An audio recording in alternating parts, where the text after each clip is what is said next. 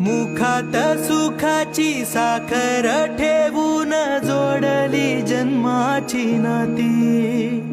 रामाच्या रूपात जपला माणूस मारुती रायाची छाती,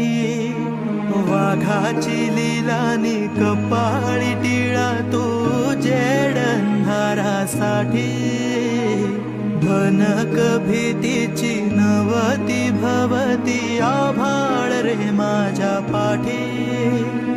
देऊन किनारा मनाच्या होडीचा सारंग हरवला,